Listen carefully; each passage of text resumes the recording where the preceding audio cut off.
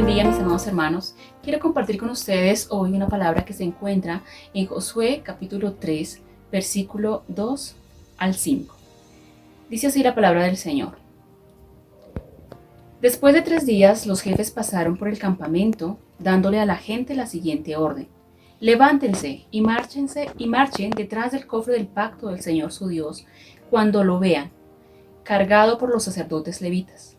Pero no se acerquen a menos de 1 kilómetro de distancia del cofre, aunque sin perderlo de vista, para que así sepan qué camino seguir, ya que ustedes nunca antes han pasado por aquí.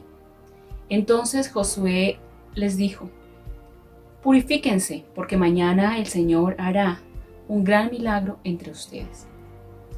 El pueblo de Israel se encontraba a la orilla del río Jordán, y Josué era el encargado de pasar a ese pueblo y de llevarlo a poseer la tierra prometida. Su instrucción que dio a los jefes para decir al pueblo, para comunicar al pueblo, era que fueran detrás del arca del pacto para saber qué camino debían tomar, porque ellos no habían pasado nunca por ese camino. Y el arca del pacto representaba para el pueblo de Israel la misma presencia de Dios. Dios quería habitar en medio de su pueblo. Esa presencia de Dios estaba siempre como el lugar céntrico, como la esencia del pueblo de Israel.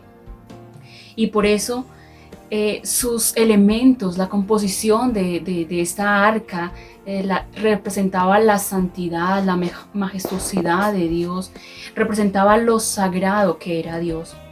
Así que el pueblo siempre debía caminar en pos del arca. Los sacerdotes llevaban el arca, la trasladaban hacia el lugar, y el pueblo de Israel debía ir detrás de ellos. En Números capítulo 10, versículo 33, nos dice que así partieron desde el monte del Señor los israelitas, y el arca del pacto del Señor iba delante de ellos para buscarles un lugar de reposo.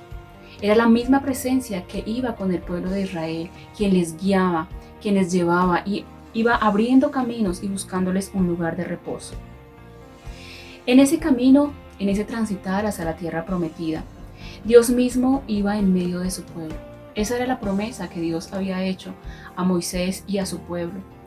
No solo los acompañaba, sino que los guiaba, los guardaba y también infundía temor frente a sus enemigos.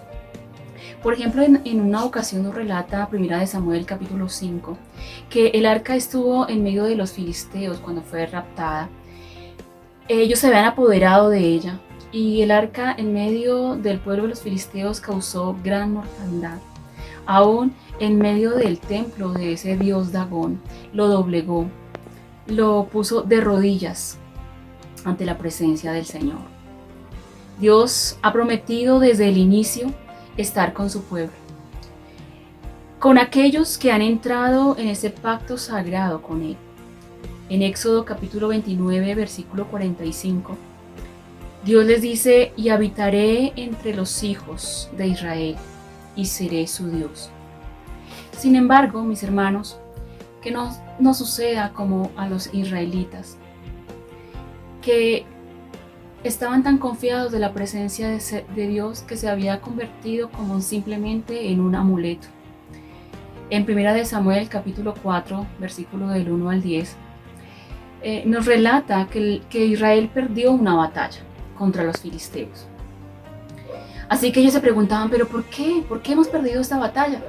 Y cayeron en cuenta y dijeron: es que el arca de Dios no está en medio nuestro. Así que enviaron a traer el arca de Dios y la pusieron en medio del campamento y dijeron: vamos otra vez contra los filisteos, porque si el arca del pacto está aquí con nosotros, seguramente no perderemos. Y cuál sorpresa fue cuando los filisteos regresaron y vieron el arca del pacto de Dios en medio del pueblo de Israel y gritaron: ¡ay, Dios mío! Este es el Dios poderoso de Israel. Seremos todos muertos en este mismo instante. Y fueron los filisteos quienes reconocieron la grandeza y el poder de Dios, mientras que simplemente estaba el arca allí en medio de los israelitas y pelearon. Pero nos dice la escritura que los israelitas volvieron a perder. ¿Por qué? Porque ellos tenían ese arca como un símbolo simplemente como amuleto. Lo utilizaban como un signo de buena suerte, de que si esa arca está aquí, entonces seguramente todo nos va a ir bien. Israel vuelve a ser derrotado. Ellos veían esa arca como un simple amuleto. Qué tristeza. Saben, la situación espiritual del pueblo no estaba acorde con la presencia de Dios en medio de ellos. Dios estaba presente en medio del pueblo a través del arca. Esa era su representación. Pero el pueblo estaba actuando lejos, en desobediencia de la voluntad de Dios. Nos dice al finalizar el capítulo 21 de Jueces que en aquellos días no había rey en Israel y cada uno hacía lo que bien le parecía. Ellos tenían el arca, ellos tenían la presencia de Dios en medio del pueblo, pero ellos no se acercaban realmente a Dios, ni le obedecían, ni cumplían sus mandamientos, ni tenían comunión con Él, ni le obedecían. Israel tenía la presencia de Dios como un simple amuleto, pero su corazón estaba totalmente alejado de Dios. No había ninguna comunión con el Señor.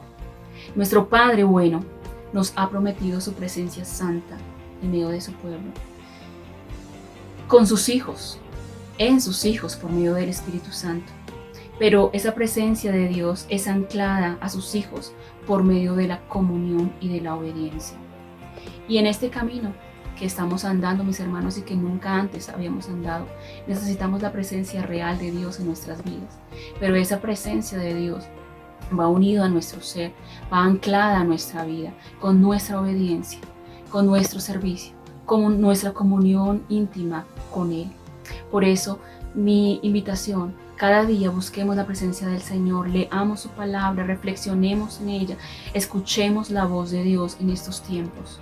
Dice Isaías 57:15, yo habito en la altura y la santidad y con el quebrantado y humilde de espíritu, para hacer vivir el espíritu de los humildes y para vivificar el corazón de los quebrantados.